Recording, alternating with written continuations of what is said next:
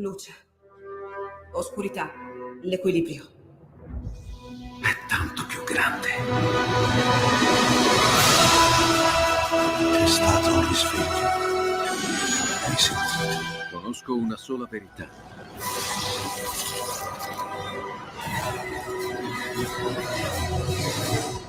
Movie Time ti fa entrare nel vivo del cinema, ti fa sentire come se fossi tu il protagonista del grande schermo. Ogni sabato dalle ore 16.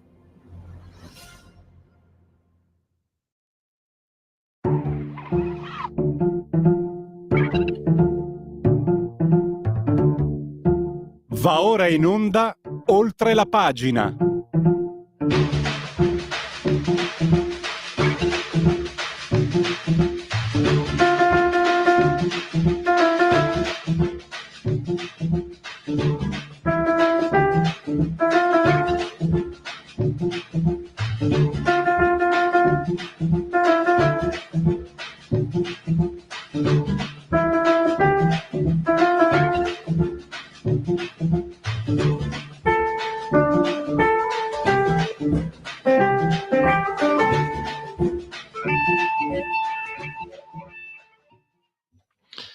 Allora, inizia che giorno è e quindi iniziamo con il professor Silverio Allocca, studioso di geopolitica, che abbiamo in diretta telefonica. Bentornato professore. Buongiorno a te, Pierluigi, un buongiorno a tutti. Grazie per l'ospitalità. Allora, io non ricordo neanche chi fosse l'autore della talpa. Ho visto il film perché sono un adoratore di Gary Oldman. Leggendo il tuo articolo su FCS.report mi è sembrato di addentrarmi in un romanzo del genere. Stiamo parlando del caso Cecilia Sala, che ha, credo di aver capito, tanti piani di lettura. C'è quello... Infiniti. C'è anche quello più bello di tutti, cioè la ragazza che torna a casa praticamente senza che le sia stato torto un capello, è la cosa che era più importante dal punto di vista umano. Poi, sai, noi qui siamo di parte, la sinistra secondo noi, anche i Soloni, certi giornalistoni, penso a Merlo di Repubblica, hanno fatto una figuraccia, il governo ha fatto una bella figura, bla bla bla bla, però in realtà le cose non sono poi così lineari. Allora, sicuramente c'è una fiaba a lieto fine, ma sotto la fiaba ci sono tante altre trame. Allora, da dove cominciamo? A te la parola, professore. Allora, sì, sicuramente diciamo i piani di lettura di questa vicenda possono essere molti. Ovviamente sul piano umano, giustamente una cittadina italiana che diciamo improvvidamente si è recata a Teheran, si capisce bene per fare cosa, sinceramente, visto che c'erano indicazioni che spingevano a essere maggiormente prudenti sia da parte della Farnesina che da parte di una marea di giornalisti, anche iraniani, che conoscono la effettiva situazione. Diciamo che quindi si è trovata casualmente lì e è stata prelevata non a motivo di suoi articoli o altro, ma semplicemente per utilizzarla, secondo quella che è una costumanza del governo iraniano, per utilizzarla come merce di scambio per andare a ottenere la liberazione dell'ingegnere iraniano Abedini, che poi ha fatto tranquillamente rientro a casa.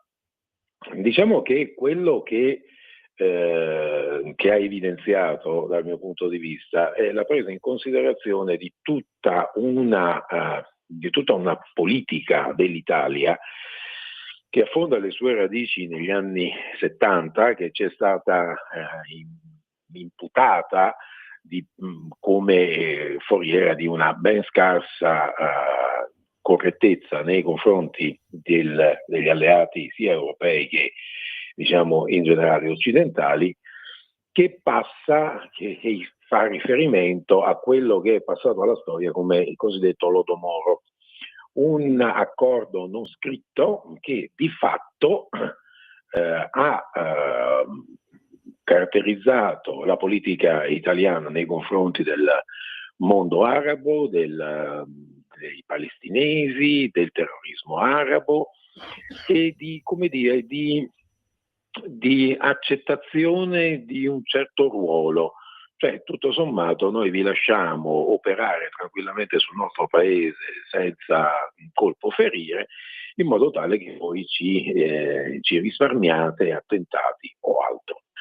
E questo, diciamo, è un tema particolarmente scottante, complesso, anche perché poi questo modus operandi ha fatto sì che a suo tempo esponenti di spicco del terrorismo arabo, del terrorismo palestinese, acquisissero un controllo anche di quelli che erano i movimenti che diedero vita alla lotta armata in Italia. La cosa è emersa, stata negata a suo tempo, poi diciamo è emersa da dichiarazioni che sono state rilasciate da Craxi, dal presidente emerito Cossiga e poi grazie alla pubblicazione del dossier Mitrokhin, che questo Mitrokhin, questo personaggio russo, diciamo che ha dato il nome al lavoro. Semplicemente cosa ha fatto questo Mitrokhin? Ha avuto accesso agli archivi dei servizi segreti russi e ha messo in evidenza tutta una serie di connivenze tra i servizi dell'ex Unione Sovietica, il terrorismo palestinese, il terrorismo in Italia e via avanti. E questo è il quadro, diciamo, storico in cui si colloca un po' la vicenda. Perché? Perché tutto sommato quello della Sala si apparenta molto bene a un altro caso del 2023 che riguarda questa volta un russo, un certo Artemus, il figlio di un oligarca, di un potente uomo vicino al Cremlino, che era stato contro il quale gli Stati Uniti avevano spiccato un mandato d'arresto perché aveva di fatto trattenuto rapporti tali con aziende, con fornitori di armi, eccetera, eccetera, a tutto vantaggio del Cremlino, bypassando quelle che erano le sanzioni, quelle che erano le norme internazionali accolte dall'Occidente in questo confronto sorto a seguito della guerra in Ucraina. Beh, che cosa succede? Succede che questo personaggio, ufficialmente perché ci sono stati dei difetti di comunicazione, viene arrestato, viene tradotto in carcere, gli vengono concessi, nonostante le indicazioni, le segnalazioni provenienti dagli Stati Uniti, in particolare dall'ambasciata americana, gli vengono concessi gli arresti domiciliari dai quali lui fugge tranquillamente, senza colpo ferire, grazie a un, e qui la cosa diventa comica, grazie a un comando non di agenti specializzati in questo tipo di operazioni, ma di un gruppetto di personaggi raffazzonati dove troviamo, che ne so, l'amministratore di un albergo, il suo autista, un operaio di un'industria di patatine fritte basato nell'ex Jugoslavia, e questo riguadagna Mosca. Passa un po' di tempo, abbiamo il caso scoppia il caso Sala, e anche in questo caso che cosa succede? Succede che questo personaggio, questo Abedini, Mohammed Abedini, viene arrestato, tradotto in carcere, e sembra quasi che chi ha operato l'arresto non sapesse nemmeno di che cosa, di cosa si trattasse. Viene arrestato su un mandato degli Stati Uniti. Per cosa? Perché questo signore, un ingegnere con passaporto anche svizzero, ha messo su una azienda per tramite della quale è stato fatto arrivare in Iran tutta una serie di dispositivi elettronici che sono fondamentali per la guida dei droni, dei missili, e che vengono utilizzati per esempio dai Pasdaran, dall'Iran, dalla Russia in Ucraina, eccetera, eccetera. E a cosa si arriva? Si arriva che evidentemente il nostro governo si trova in una situazione abbastanza, come dire, imbarazzante, e la cosa si conclude in modo abbastanza farsesco. In che modo? In quello che c'era da attendersi sulla base di quello che è successo in precedenza, quello che è accaduto appena nel 2023. Semplicemente si fa finta di dover discutere, di dover adottare delle strategie, ma di fatto non c'era bisogno di fare tante chiacchiere, si è accettato lo scambio. L'unico problema qual era? Il problema era che cosa avrebbero detto gli Stati Uniti, perché evidentemente un'azione di questo genere ripetuta a distanza di poco tempo avrebbe potuto creare un incidente diplomatico. Da qui il viaggio della premier italiana, della premier Meloni, negli Stati Uniti, bypassando completamente, a sorpresa, perché ha sorpreso tutti, non solo i giornalisti, ma anche gli stessi componenti del suo schieramento, del suo partito, a quanto si sa perfino del suo governo. Si fionda a Mar-a-Lago, va a parlare con Trump, incontra il futuro, alti esponenti del futuro establishment statunitense, bypassa completamente Biden, torna e tutto sommato sembrerebbe aver ottenuto l'ok per quello che riguarda il di fatto rilascio dell'ingegnere iraniano, che ha fatto anche lui ritorno in patria sano e salvo. La cosa ha assunto dei toni abbastanza comici nel momento in cui il ministro degli esteri italiano Tajani ha incominciato a esprimere il suo giudizio, esordendo con ormai la questione è praticamente affare della magistratura ordinaria, perché tutto, una volta che è stata liberata la sala, verteva sulla concessione degli arresti domiciliari ad Abedini, e di fatto ha messo da parte, ha tratto d'impaccio i servizi, il governo, le forze di polizia, tutti. Era semplicemente una questione da trattare a livello dell'Alta Corte milanese.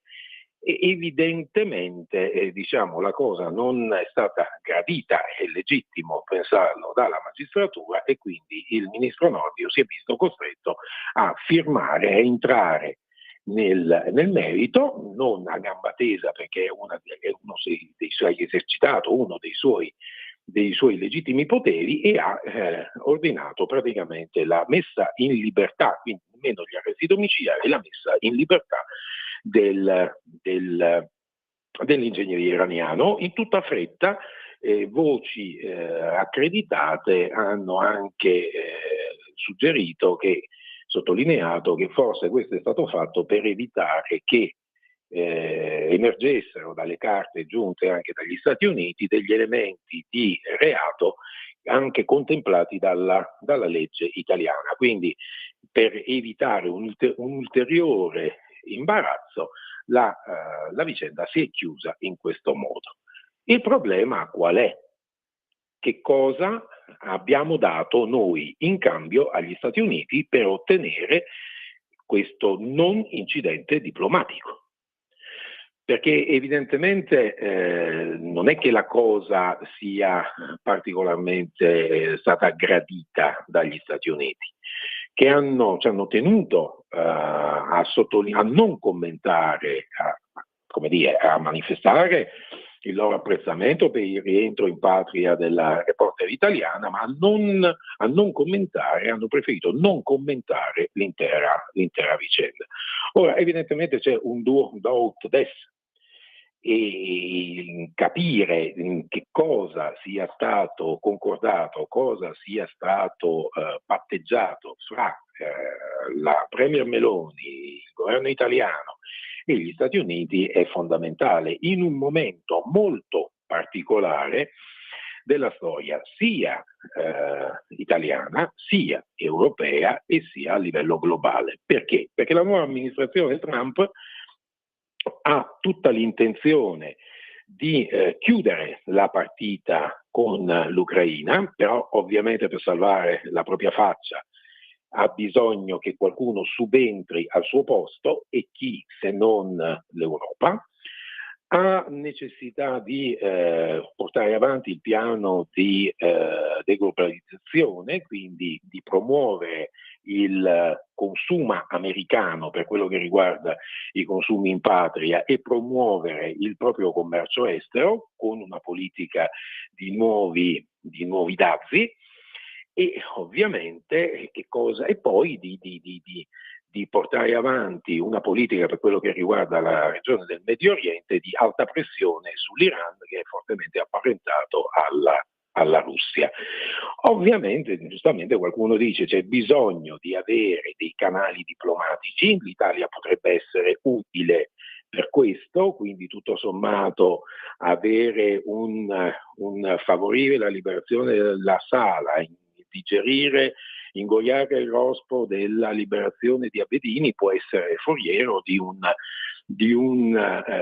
progetto di questo genere, quindi mantenere questo canale aperto. Però resta sempre da vedere un attimino qual è il vantaggio che ne potrebbe trarre l'Italia, perché ovviamente una Meloni che si fionda all'insaputa di tutti negli Stati Uniti, prende gli accordi che ha preso, all'insaputa anche degli altri partner europei, scalzando di fatto e infischiandosene di quello che possono pensare in Francia, in Germania o in altri paesi del nord Europa, andare a concordare, a patteggiare, a trattare con il nuovo establishment americano in un momento in cui noi ci troviamo in una posizione anche piuttosto complessa dal punto di vista economico e politico, evidentemente deve farci chiedere quali possono essere i vantaggi. Anche Ecco, tenendo presente Silverio, scusami, professore, scusami, ti interrompo,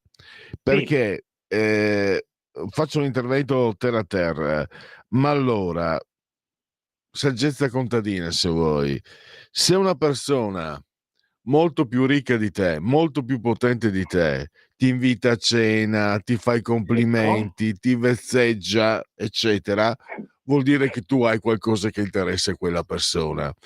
Cosa Giorgia Meloni, l'Italia, che può interessare Trump? Lo stavi dicendo in realtà, lo stavi già dicendo, ma cosa potrebbe essere? Ho voluto anche esporlo un po' in modo molto semplice, perché alla fine, alla base di tutto, tu mi insegni, c'è sempre un interesse, esatto. quello che muove, e quindi mi sembra che i complimenti di Trump sono tutti, siamo contenti che Trump abbia gli apprezzamenti per Giorgia Meloni, però non sono gratis. Vedi, c'è un bellissimo proverbio che dice: quando il diavolo t'accarezza vuole l'anima. Ora, il presidente Trump fa giustamente la sua politica, ma il punto fondamentale è esattamente quello che sottolineavi tu, cioè bisognerebbe un attimino qualche volta domandarsi, ma tutti questi complimenti io me li merito veramente? Ora, noi sembriamo essere considerati come la punta di diamante dell'Alleanza Atlantica, la Giorgia Meloni, la donna forte che aggrega con impeto l'intera Unione Europea. Per cosa? È fondamentale mantenere eventualmente aperti dei canali diplomatici per quello che riguarda i rapporti con il mondo arabo, l'altra sponda del Mediterraneo, ma non dimentichiamoci di chi ci ha sbattuti fuori nel 2011 da tutto il sud del Mediterraneo.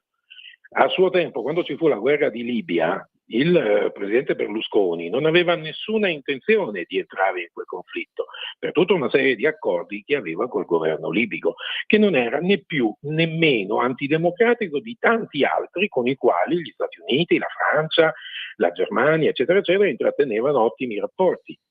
Però noi siamo stati letteralmente buttati fuori. Il presidente Berlusconi all'epoca era presidente del Consiglio dei Ministri del governo del quale faceva parte Giorgia Meloni, fu a protocollo costretto a entrare in guerra, bypassato completamente dal presidente Obama, che all'epoca si rivolse al nostro presidente della Repubblica, che esercitò le necessarie pressioni su Berlusconi perché aderisse a questa iniziativa, che di fatto ci ha portati fuori, ci ha fatti sbattere fuori da tutto il Nord Africa.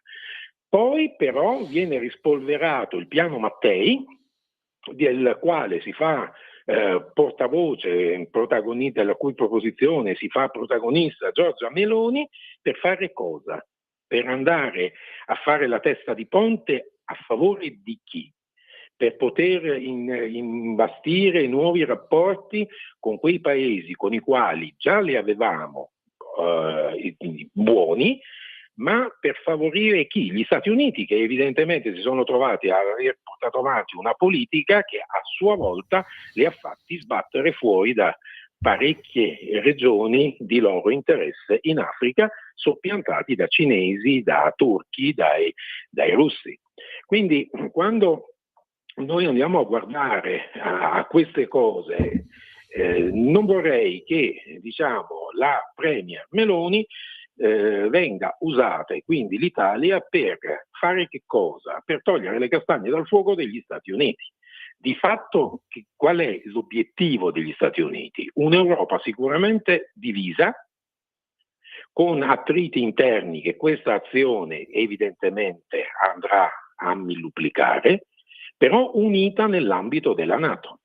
Gli Stati Uniti non hanno intenzione di impegnarsi più per quello che riguarda l'Ucraina, però come dicevo prima, per salvare la faccia qualcuno deve sostituirsi. Chi? L'Europa, sia dal punto di vista finanziario sia dal punto di vista militare. Quindi riarmo, quindi acquista prodotti militari statunitensi, quindi un input notevole economico per quello che riguarda la produzione bellica degli Stati Uniti.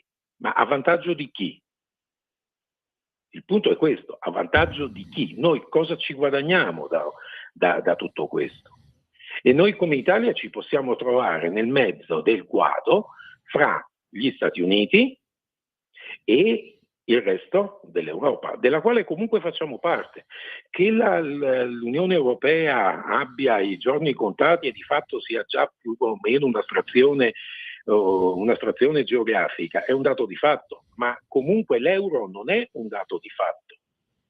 E noi possiamo ovviamente essere oggetto di ritorsioni da parte di coloro che sono di fatto stati scalzati senza colpoferie, senza che nessuno obiettasse nulla, come ad esempio è successo quando c'è stato la distruzione del Nord Stream, che ha praticamente azzerato l'economia tedesca e ha messo in grave difficoltà l'economia dell'intero continente, però promuovendo le esportazioni, per esempio, di gas liquido dagli Stati Uniti, che nel frattempo hanno importato e continuano a importare prodotti petroliferi con le varie transazioni dalla Russia. Benissimo, siamo lieti che la giornalista italiana è tornata a casa, però forse se sulle pagine dei giornali si prendesse in considerazione anche questo insieme di quesiti, forse la cosa acquisterebbe un maggiore interesse e una maggiore caratura, che però sembra non goda grande accoglienza, e sinceramente non capisco perché tanto i risultati prima o poi, i conti, le carte verranno fuori.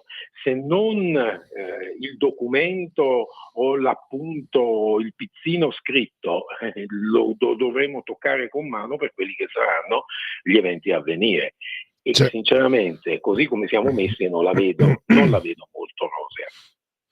devo chiudere, fammi fare una battuta anche amara, che se gli Stati Uniti auspicano un'Europa divisa, a Bruxelles ci si stanno mettendo di buzzo buono per accontentarli.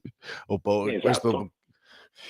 Allora, ringrazio Silverio Allocca, OCS.report ha pubblicato il suo ultimo lavoro, quello di cui abbiamo parlato oggi, e intanto grazie e a risentirci a presto, professore. Grazie a te, grazie a voi e ci sentiamo. Buona giornata. Grazie.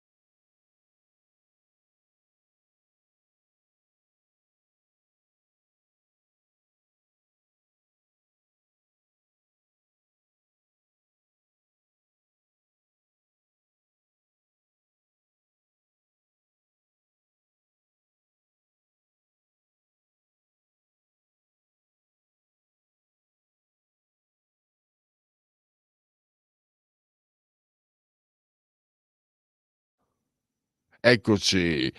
Allora, Rocky, sempre in onore di Carl Withers, che ho scoperto Carl Withers, di cui oggi cade il gentilio, che ci ha lasciato pochi mesi fa, era anche un campione di football americano, cosa che me lo rende ancora più caro.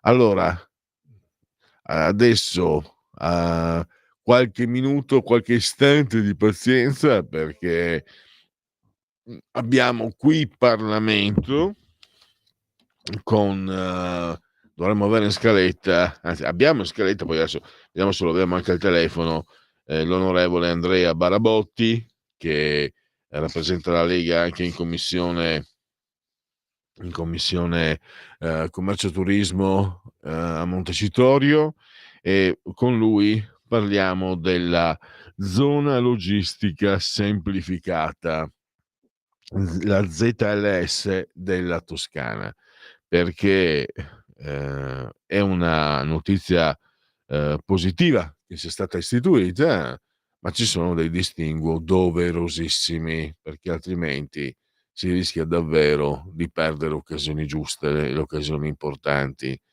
E intanto, mentre i nostri tecnici stanno cercando il collegamento, andiamo a leggervi alcune notizie, ultime notizie. È morto Furio Colombo a 94 anni.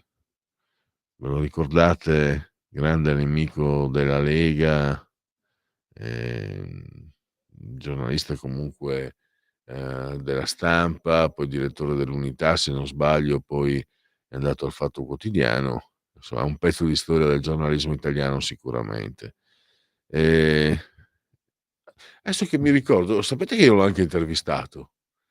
Era come intervistare un cobra, però so che sono state interviste interessanti, perché sicuramente sicuramente non era simpatico, ma sicuramente era molto preparato, molto capace, molto acuto, e quindi, come si dice in questi casi, la terra gli sia lieve. Che poi se uno è una persona orribile, non è che per questo la terra non debba essergli lieve lo stesso, ma mi è venuto in mente questo ricordo di Furio Colombo. L'abbiamo intervistato qui a Radio Padania all'epoca. Sto parlando di non meno di una quindicina di anni fa. E allora, Los Angeles brucia ancora, 25 morti, 26 dispersi. Corea del Sud avvia il processo di impeachment di Yoon, il presidente, verso l'arresto. E poi l'affondo di Zaia sui mandati, niente elezioni da chi è da 30 anni in Parlamento. La Cina valuta la vendita di TikTok a Musk per aggirare il bando degli Stati Uniti. Il social, pura finzione. Ma allora tralasciamo queste che sono, poi magari riprenderemo queste che sono le ultime notizie di questa giornata, perché entriamo nella rubrica Qui Parlamento. Vai con la sigla. Qui Parlamento.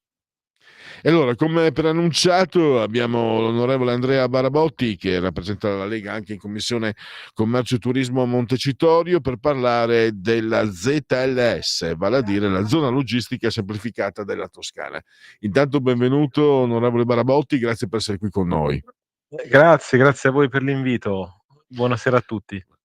Allora, io ho letto il suo comunicato, dunque, confesso, ho avuto anche poco tempo per approfondire. Allora, mi sembra che la ZLS sia un'opportunità importante, ma ci sono diciamo, dei distinguo, che sono un po' più di distinguo, per far sì che non diventi un'occasione perduta. Tra l'altro sono rimasto colpito, onorevole, che Marina di Carrara abbia l'autorità portuale ligure.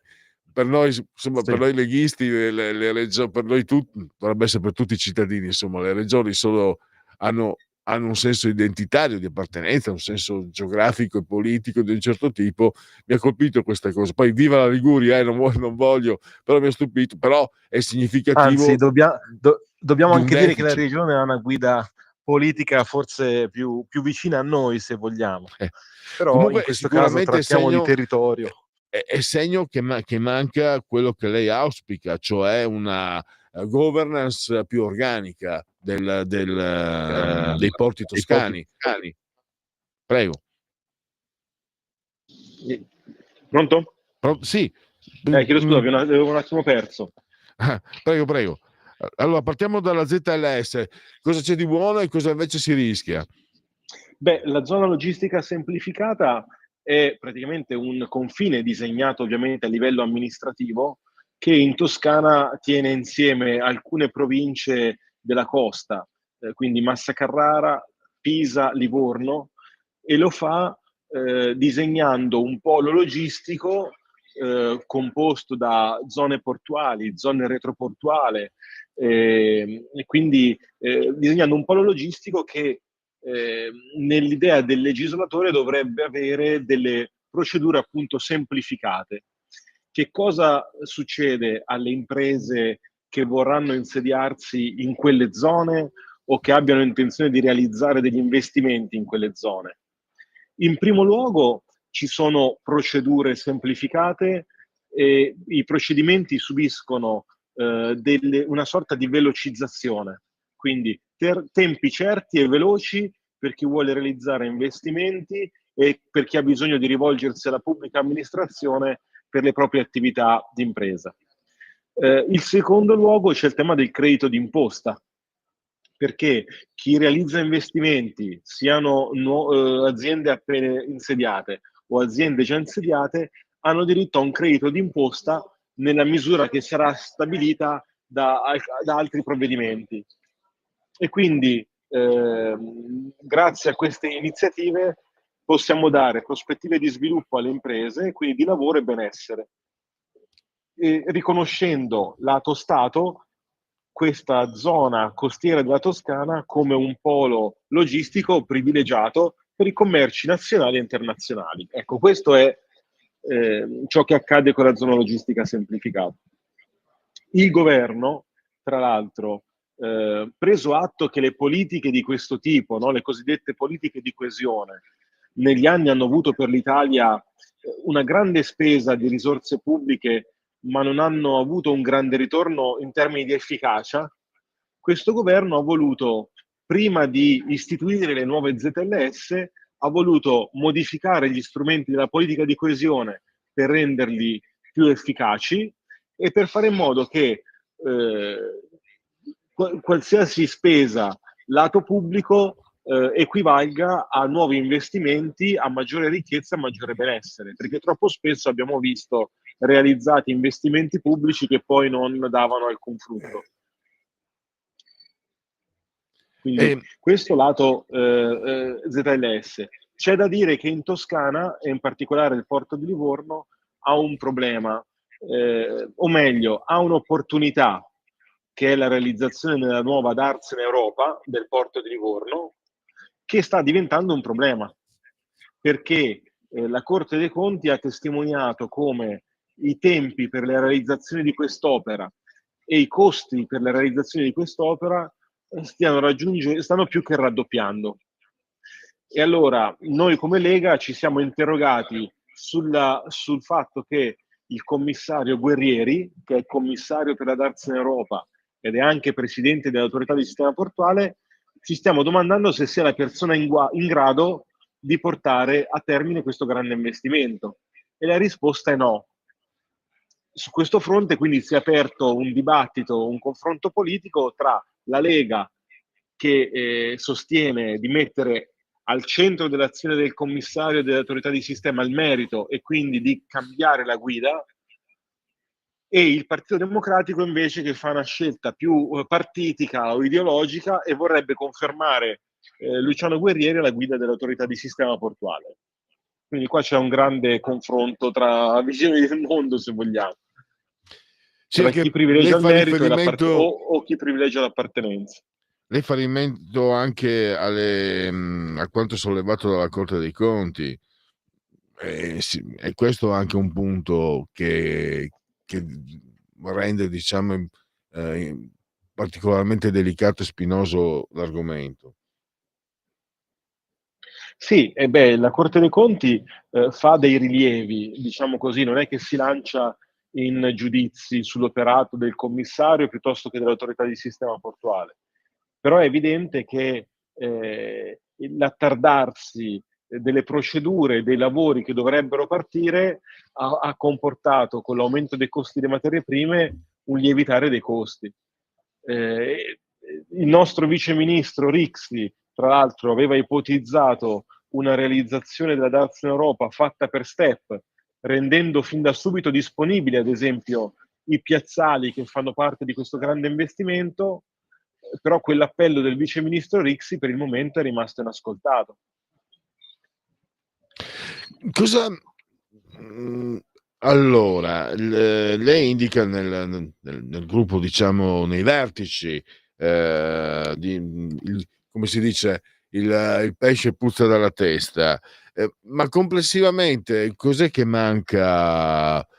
Dipende esclusivamente dai vertici, serve anche una spinta diversa per far sì che le province costiere toscane riescano a consorziarsi, non so se è la parola giusta, in modo che sia valorizzata la costa tirrenica, sia valorizzato tutta la potenzialità Guardi, commerciale, turistica. Prego. Consideri questo. Allora, la regione toscana è una regione la cui attenzione è rivolta molto all'interno della Toscana, ai poli produttivi come Firenze, Prato e Pistoia.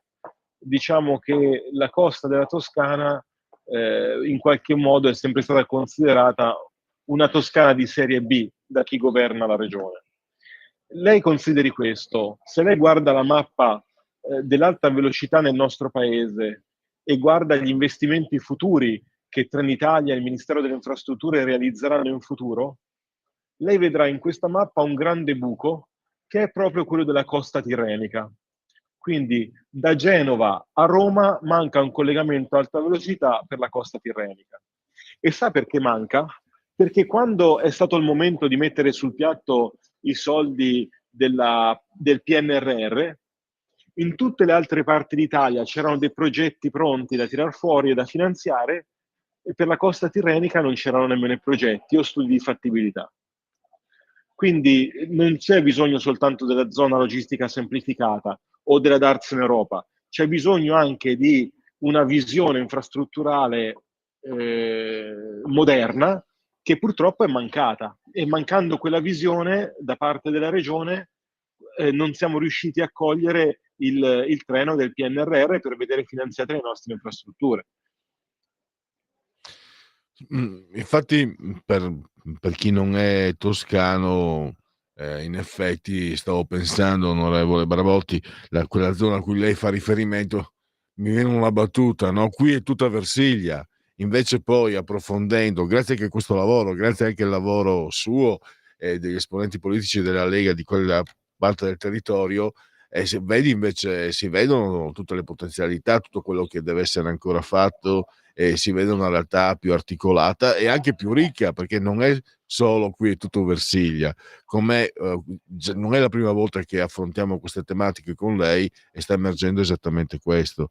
E che possibilità ci sono di dare l'input giusto? Perché se non ho capito male, la regione si arrocca, Gianni si arrocca su questo. Diciamo che il tema è ovviamente un tema di respiro e di politiche infrastrutturali e di visione della nostra regione, che però si scontra con una visione a volte miope di chi governa la regione, chi governa la Toscana.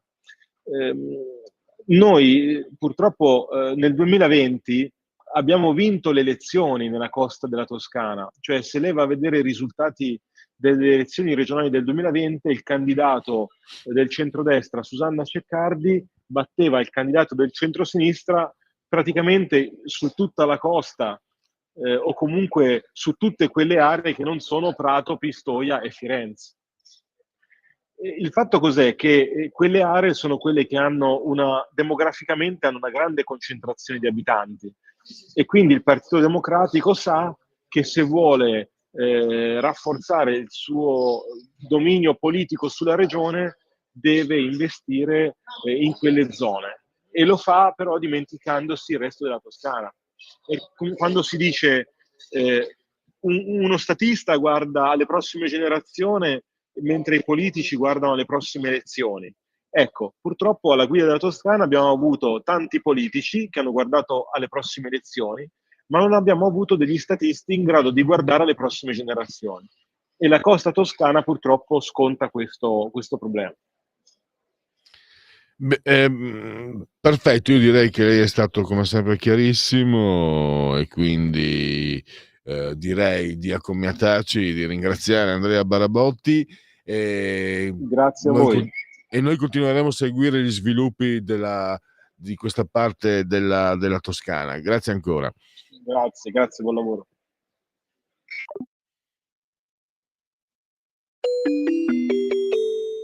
Qui Parlamento. Adesso direi abbiamo un brano musicale da poter mandare mm, non, non quello classico, quell'altro. Mentre voi cercate il brano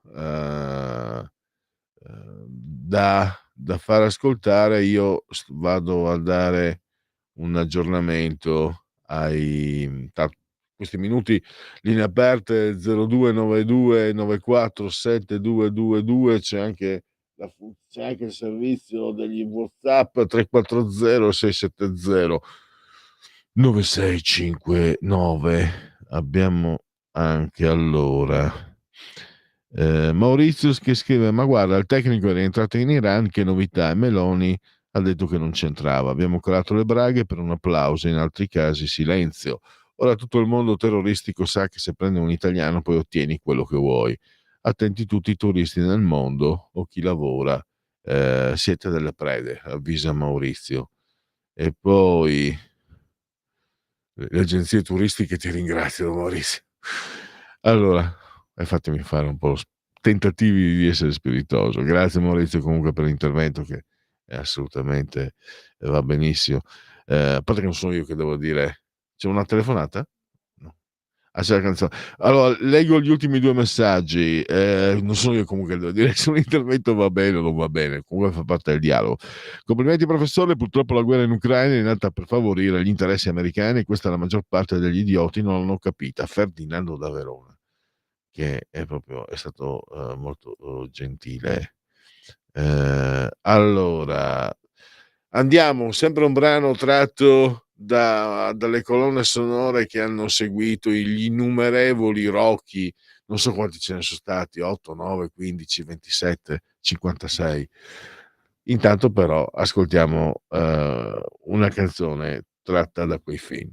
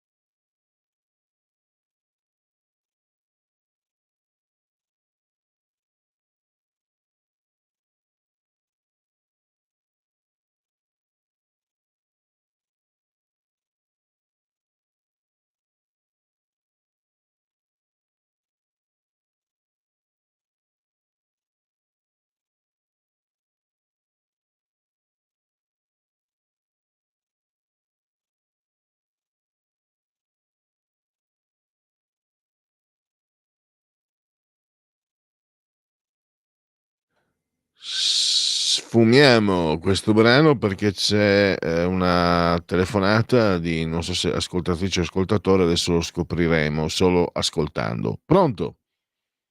Sì, buongiorno, volevo sapere l'informazione. Per caso, quando è la puntata con Sammy Varin? Dunque, Sammy Varin fa a parte c'è la replica, che credo la replica della rassegna stampa dopo le 20, e altrimenti la rassegna stampa dalle 7:30 alle 9:30 del mattino, e poi la sua trasmissione credo sia Potere al Popolo dalle 11 alle 12. Va bene. Questo invece è oltre la pagina, sempre Radio Libertà, sempre la stessa famiglia. Ah, ok, bene, mi scusi per il disturbo, salve. Va bene, noi siamo qui per quello. Allora, finché ascolta Radio Libertà, nessun disturbo. Andiamo avanti. Con Segui la Lega. Se è pronta la sigla. Segui la Lega è una trasmissione realizzata in convenzione con La Lega per Salvini Premier. Allora, segui la Lega prima che la Lega seguisca te alla Pellegrina, o prima che la Lega segua te alla Marciana. Sono sul sito legaonline.it, scritto legaonline.it. Tante cose si possono fare su questo sito, per esempio consultare il calendario delle feste della Lega, oppure iscriversi. È molto facile, è molto semplice, si versano 10 euro, si può fare anche tramite PayPal per PayPal, senza nemmeno che vi sia la necessità che siate iscritti a PayPal per PayPal. Poi si indicano il codice fiscale e gli altri dati richiesti, e infine vi verrà recapitata la maggiore per via postale. Ma se di mezzo ci sono le poste italiane, io raccomando ampi, profondi, significativi gesti apotropaici alle femminucce, ai maschietti e a tutti i sessi previsti, anche quelli non previsti, perché io sono molto inclusivo.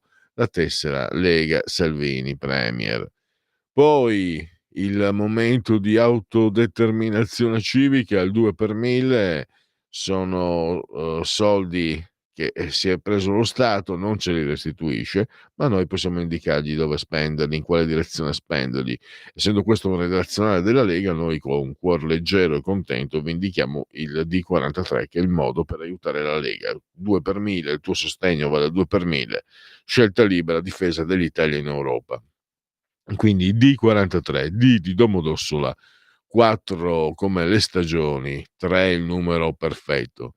E infine andiamo a vedere, a segnalarvi le apparizioni radio-televisive dei protagonisti, degli eroi della Lega, i suoi politici. Simonetta Matone alle 15:30 oggi pomeriggio, quindi tra un'ora, TG4, Rete 4, e poi questa sera invece 23:30 con Bianca Berlinguer, sempre carta bianca, Claudio Borghi, Rete 4 ovviamente. Domani, ora per chi vi parla, pre-antelucana, quasi nel cuore della notte, alle 9:30 del mattino, start Sky TG24 con il presidente dei parlamentari leghisti a Montecitorio, ovvero sia Riccardo Molinari, che poi replica sempre ancora più presto alle 8 del mattino, proprio Agorà Rai 3, dopodomani però, giovedì. E poi ritorna Simonetta Mattone venerdì 17 alle 20:30, 4 di sera, Rete 4, 20:30, ve l'ho già detto. Questa redazionale non ha sigla di chiusura, me lo dimentico sempre, ogni santo giorno, e quindi la chiusura la faccio io, ricordando che alle 14:30 con l'inconsueta puntualità diamo la linea alla regia. Intervallo, e poi fra pochi minuti con Patrizia Gallini di Ardèche Comunicazione per parlare di un interessante appuntamento che ci sarà domani qui a Milano, in biblioteca, e anche dello stato di salute complessivo dell'editoria italiana. Quindi la parola alla regia.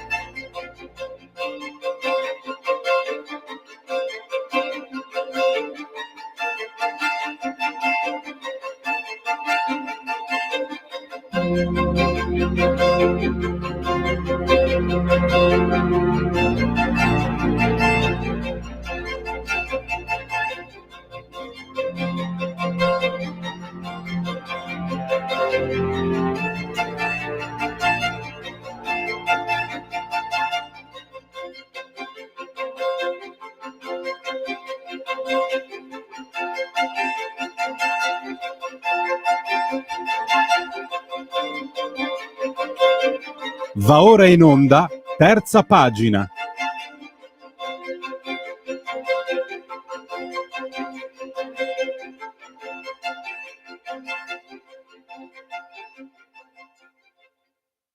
Tanto di libri, allora, ne parliamo in diverse maniere. Non parliamo di un libro in particolare oggi, parliamo dell'editoria italiana, parliamo di un appuntamento che c'è domani qui a Milano nella libreria Bibliothè.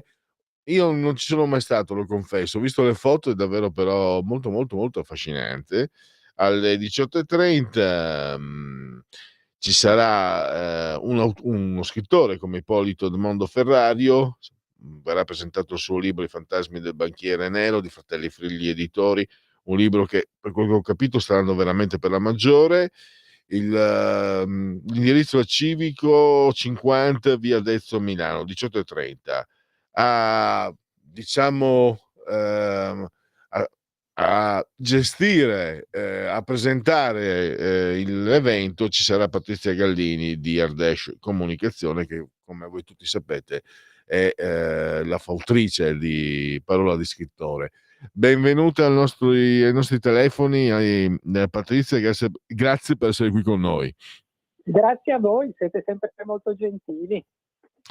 Patrizia, allora, io direi che con te abbiamo l'opportunità di parlare dell'appuntamento di domani. Perché? Perché poi si può risalire a quelli che sono i dati, per esempio, che ho trovato online dell'AIOS, Associazione Italiana Editori, cioè l'editoria sta andando bene, cioè meglio, sempre meglio negli ultimi anni, però in Europa l'Italia è al 10° posto. Poi ci sono diverse editorie, c'è l'editoria, come dire, più luccicante, c'è quella che appartiene un po' a determinati circoli, e poi c'è l'editoria dei lettori veri, mi viene da dire, no? Quelli che il libro lo comprano e lo leggono veramente, e che poi si ritrovano anche in appuntamenti come quelli di domani. Allora, quindi direi ci sono più livelli. Complessivamente i numeri dicono bene, allora bene rispetto agli anni scorsi, ma male rispetto alla situazione europea complessiva. E poi appunto ci sono diversi piani di lettura. Partiamo dagli editori che tu segui, i cui autori porti alla nostra trasmissione, a Parola di Scrittore. La mia impressione è che ci sia comunque un ottimo stato di salute, e che ci sia anche l'opportunità, come l'appuntamento di domani, di avere proprio, di toccare con mano questa realtà scrittore e lettore. Prego. Ecco, diciamo prima di tutto che io ne seguo varie di case editrici. Una di queste è la Fratelli Frigli Editori, che è specializzata nei gialli e nei noir, che fra l'altro come statistica sono un po' i più venduti. Ecco, loro scrivono prettamente di noir nelle città, ovvero ogni scrittore che chi di Milano, chi di Genova, diciamo di tutta Italia, parla degli avvenimenti che sono successi, ma nella propria città, per cui spiega anche un attimino magari le peculiarità della città.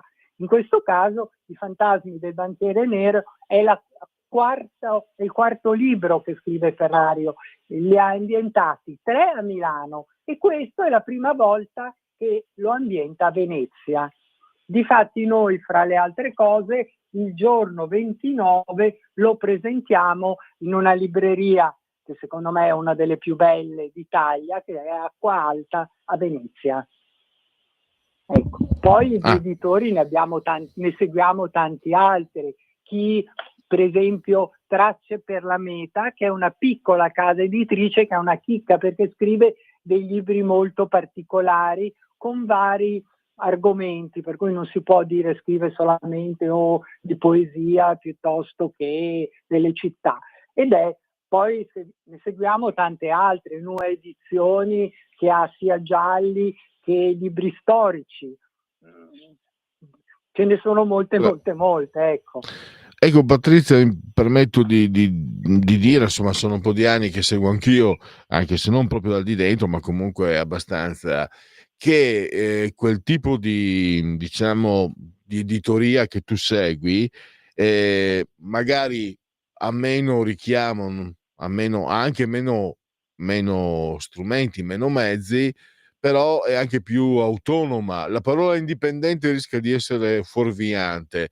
Mi sembra che queste case editrici abbiano anche, e lo chiedo proprio a te, hanno anche la possibilità di sperimentare, di aspettare l'autore, perché poi i libri che vendono queste case editrici sono letti per i libri, non sono letti per gli autori, perché ho l'impressione che magari anche i nomi importanti tante volte vanno in televisione e la gente compra lo scrittore, non compra il libro.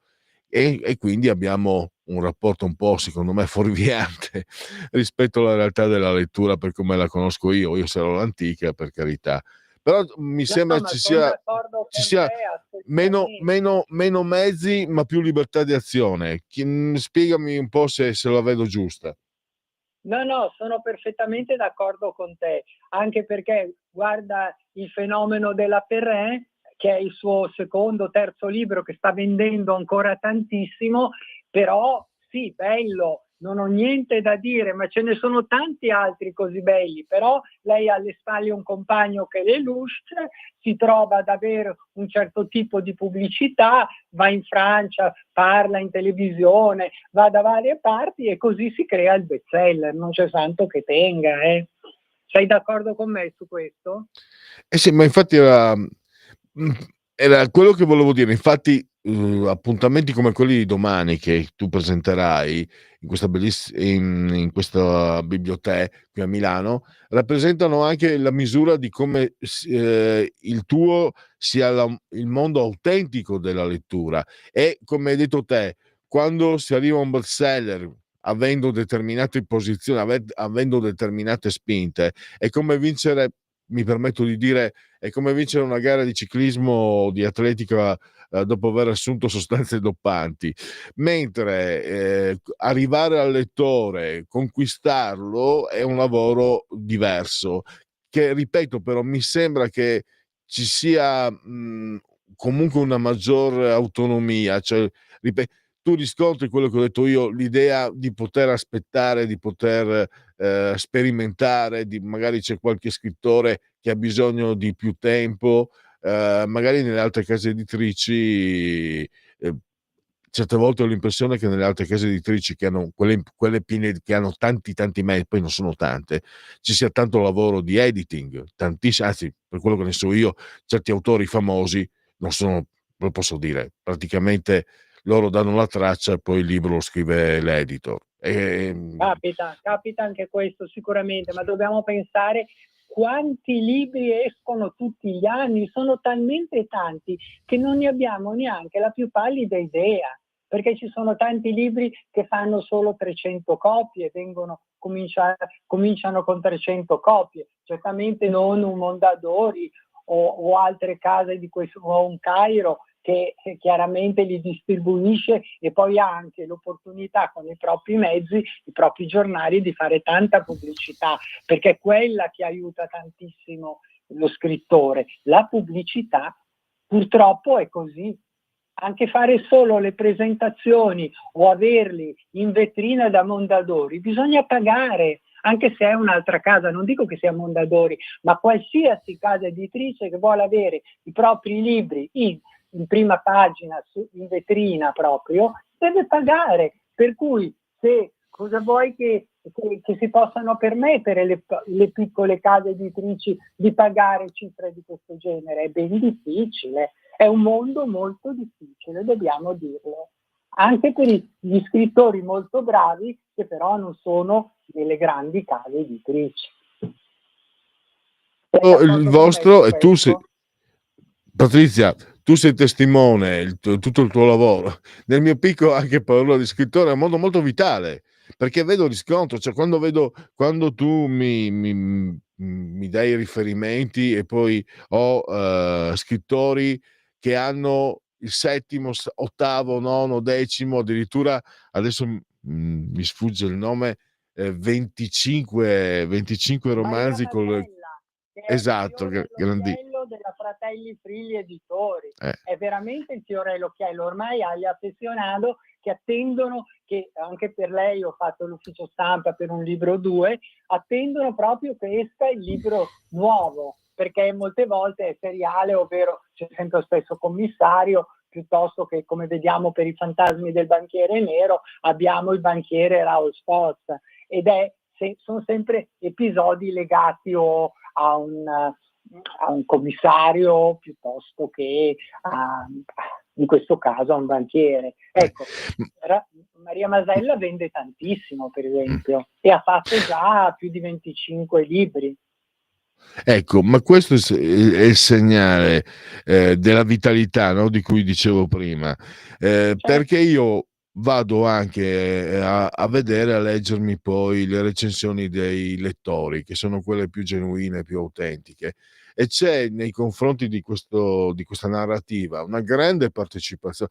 Attenzione, ci sono anche io le critiche non le riporto, ma ci sono anche le critiche, cioè vuol dire che c'è un'attenzione, una partecipazione molto, molto vera, molto, molto autentica. E poi quando ti ritrovi con un personaggio che diventa quasi seriale, o anzi diventa seriale, il caso di Masella è quello forse più eclatante di tutti, ma ce ne sono altri 5, 6, 7, 8, è significativo. E che futuro ha questa editoria? Perché, per esempio, se ne parlava proprio, me lo ricordo bene, Patrizia con Masella, purtroppo quello che dicevi tu, non far parte dei circuiti ti impedisce magari di avere la dimensione cinematografica o televisiva, che è molto importante ovviamente. Camilleri non l'avrebbe conosciuto nessuno se non ci fosse stata la serie televisiva, o fossi, sto esagerando, per carità, è un'iperbole, però se non fai parte di quei determinati circuiti è più difficile. Eppure ci sono personaggi che i lettori vorrebbero tanto, tanto vedere in una serie televisiva.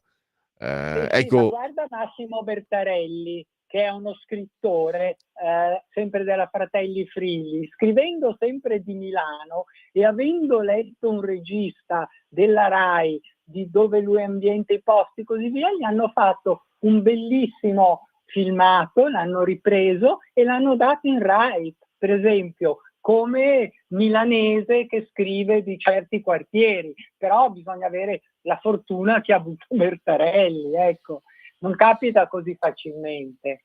E c'è sempre questo Tomba, che è questo commissario che tra Milano, poi va sul lago di Como, va da varie parti ed è sempre molto interessante, ne ha già scritti 3 o 4, però ha avuto fortuna che un regista leggesse il suo libro, se no non è così facile andare in televisione, se non hai alle spalle una casa editrice che paga, parliamoci chiaro. È così, è la vita, è in definitiva. Ma appunto, allora, dall'esterno ribadisco, mi sembra che lo stato di salute sia eccellente. E che tipo di futuro prevedi? Ecco, mantiene il predominio dopo un certo periodo di online, insomma, di edizioni digitali. L'87% è ancora in carta stampata, il lettore vuole ancora sentire il fruscio della carta del libro. Questo credo che sia importante. Tu complessivamente che sviluppi prevedi per questo tipo appunto di produzione letteraria? Fai una bella domanda. non è così facile dare una risposta di questo genere. Io prevedo che ci saranno sempre i grandi e ci saranno sempre i medi con gli affezionato più regionali, chiamiamoli così. È chiaro che una Danielle Steele scriverà sempre, ci sarà sempre chi la compra, e ci sono i grossi scrittori che ormai sono conosciuti e che vendono moltissimo. Fare un passo di questo genere non è così facile. E veniamo all'appuntamento di domani, allora. Sì. Questo Raul Sforza, banchiere nero, mi sembra uno di quei personaggi che hanno sfondato. Sì, sicuramente è venduto molto bene. Poi in questa chicca, perché bibliote.co, come si chiama, questa è una piccola libreria ma molto particolare, dove vendono anche il tè e dove ci sono proprio gente che va perché ama i libri e ama leggere, perché oltre a Ippolito Edmondo Ferrario ce ne sono tanti altri che hanno presentato e che presenteranno il loro libro. Anche Scanziani, che ha scritto un libro, lo presenterà lì, per cui abbiamo anche degli scrittori molto conosciuti. Noi presenteremo il nostro libro, ci saranno come al solito un po' di persone che verranno e speriamo che piaccia. Questa è la cosa principale. Chiaro che non possiamo spoilerare e spiegare tutto, e poi ci saranno come al solito le domande dei presenti, che vorranno magari sapere come certe cose vengono fatte, per quale ragione ha scelto uno piuttosto dell'altro e così via. Ecco, come si gestiscono i rapporti con gli scrittori? Anzi, il contrario, con i lettori. Perché io penso che, per esempio, gli scrittori non grandi, un attimo, quelli più noti siano irraggiungibili, mentre magari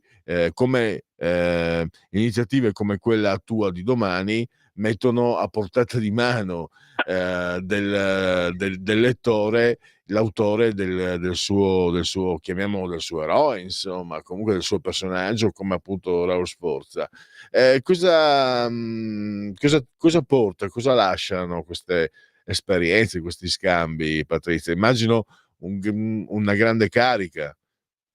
Sì, questo sicuramente, però bisogna anche dire che anche se sono dei grandi scrittori, io ho partecipato perché magari sono stata invitata e così via, anche loro rispondono quando presentano un loro libro.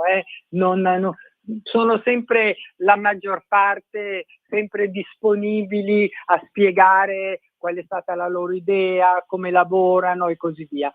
Sono un po' le domande che vengono poste sia al nostro Ferrario, perché l'abbiamo fatto già la presentazione in una libreria simpaticissima che si chiama Il Dodo, che è in via Vallarta, un po' non nel centro di Milano come questa, e le domande sono un po' sempre le stesse, chiedono perché uno scrive, come è nata l'idea, quando scrive, se di notte, quando rilegge. Ecco, sono sempre le stesse cose, le stesse domande che vengono poste, diciamoci la verità.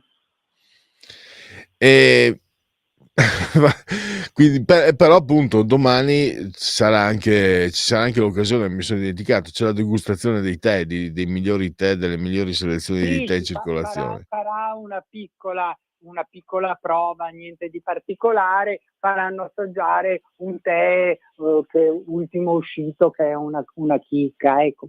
Ci sarà anche questo, tanto per creare un po' di atmosfera, ecco. Tra l'altro mi sembra che il clima ti favorisca, perché con questo freddo e caldo, a maggior ragione mai male. Hai perfettamente ragione, sicuramente. Ci saranno anche gli affezionati, gli amici proprio dello scrittore, perché lui ha creato anche su Facebook i fantasmi del banchiere, più che altro il banchiere nero, e ci si può anche iscrivere a questa specie di, chiamiamola, associazione, che poi non è neanche la parola più giusta, e c'è tanta gente interessata, devo dire la verità. Va bene, e allora, ti ringrazio. Grazie a te. Tutte queste domande, e Ti ringrazio anche a nome di Ippolito. Grazie a voi anche per tutto il lavoro che state facendo. Grazie a Patrizia Gallini di Ardèche Comunicazione. Grazie Patrizia, a Grazie, buona risentirci. giornata. Ciao. Ciao. E allora vi ricordo ancora l'appuntamento domani 18:30 alla libreria Bibliothè, il numero civico 50 di Via Dezzo a Milano, 18:30. E direi che siamo verso il termine della trasmissione. Andiamo adesso a scoprire eventualmente la presenza di altri messaggi WhatsApp. Vediamo un po'. Allora, questo non c'entra. Quindi questo non c'entra. Questo io da morsorcio, questo è il gatto. Allora, Hamas ha accettato la bozza di accordo per il cessate il fuoco a Gaza. Tregua di 42 giorni e rilascio di 33 ostaggi. Queste sono le ultime notizie. Vediamo se adesso, scusate, prima di andare, perfetto. Allora andiamo a dare le ultime fonti israeliane. Hamas ha accettato la bozza di accordo per il cessate il fuoco a Gaza. Questo è l'ANSA. Abusi su alcuni alunni, arrestato l'insegnante di sostegno che fu aggredita dai genitori. La Cina valuta la vendita di TikTok a Musk per aggirare il bando negli Stati Uniti. I social pura finzione. L'affondo di Zaia sui mandati, niente elezioni da chi è da 30 anni in Parlamento. Gli arrivi illegali di migranti nell'Unione Europea al minimo dal 2021. Meloni, calo dei flussi irregolari grazie al nostro grande lavoro. Los Angeles brucia ancora, 25 morti e 26 dispersi. Questo morta nell'incendio a Los Angeles l'attrice Dallas Curry dei Blues Brothers. Vediamo se riesco a vedere l'immagine. No.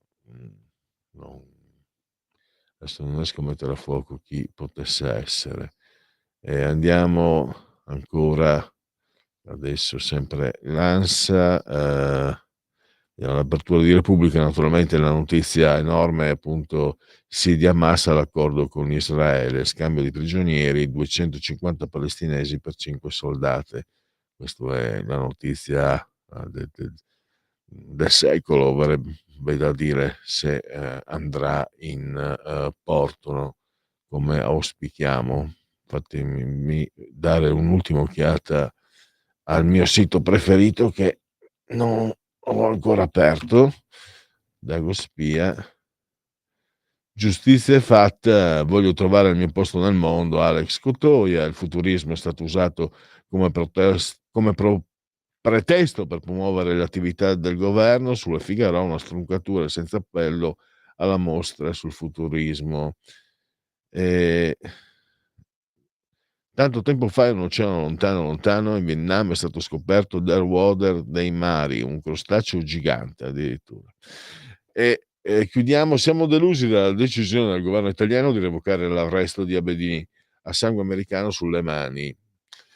È sempre Dagospia. Chiudiamo, grazie a Andrea e Sveva, fantasticamente sul tono di comando e regia tecnica, grazie a tutti voi per aver scelto anche oggi Radio Libertà.